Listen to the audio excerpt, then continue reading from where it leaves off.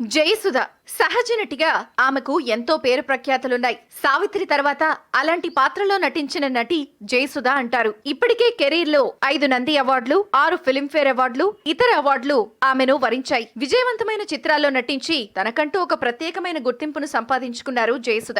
జయసుధ అసలు పేరు సుజాత. 1959లో డిసెంబర్ 17న మద్రాసులో జన్మించారు. పుట్టి పెరిగింది మద్రాసులో అయినా మాతృభాష తెలుగే అని చెప్పాలి. నటి, సక్సెస్ఫుల్ నిర్మాత అయిన విజయ నిర్మల జయసుధకు మేనత్త.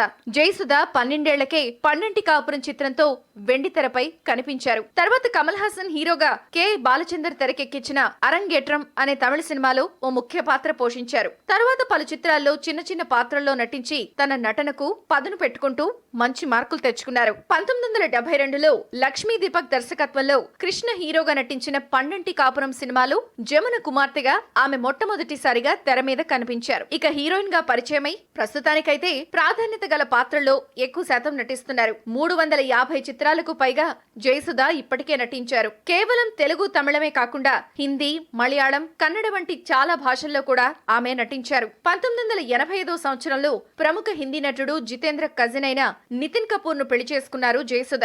జయసుధ దంపతులకు నీహార్, శ్రేయాంత్ అని 2 కొడుకులున్నారు. ఇక జయసుధ 1975లో లక్ష్మణ రేఖ అనే చిత్రంతో హీరోయిన్ గా కనిపించారు. ఈ చిత్రం ఆమెకు తెలుగు చిత్రసీమలో మంచి అవకాశాలు కల్పించిందని చెప్పొచ్చు. అడవి రాముడు, ప్రేమాభిషేకం, శివరంజని, విచిత్ర జీవితం, యుగంధర్, మేఘ సందేశం, సుభాషిణి ఇలా దాదాపు చాలా తెలుగు చిత్రాల్లో జయసుధ నటించి మెప్పించారు. దర్శకరత్న దాసరి నారాయణరావు తన సినిమాల్లో జయసుధను ఎక్కువగా తీసుకునేవారు. అంతేకాదు తమిళ, మలయాళం, కన్నడ, హిందీ చిత్రాల్లోనూ ఆమె తన సత్తాని నిరూపించుకున్నారు. ఇంకా కొన్ని చిత్రాలకు జయసుధ నిర్మాతగా కూడా వ్యవహరించారు. ఇక నిర్మాతగా ఆమె తీసిన చిత్రాల్లో కాంచన సీత, కలికాలం, మేరా పతి సిర్ఫ్ మేరా హై, అదృష్టం, వింత కోడలు, హ్యాండ్సప్ చిత్రాలను జయసుధ నిర్మించారు. ఉత్తమ నటిగా 5 నంది అవార్డులను, 6 ఫిల్మ్ఫేర్ అవార్డులను, లైఫ్ అచీవ్మెంట్ అవార్డు, ఏఎన్ఆర్ జాతీయ award, pride of India cinema పురస్కారాన్ని తన ఖాతాలో వేసుకున్నారు. కేవలం సినిమాలే కాకుండా జయసుధ రాజకీయ అరంగేట్రం కూడా చేశారు. 2009 నుంచి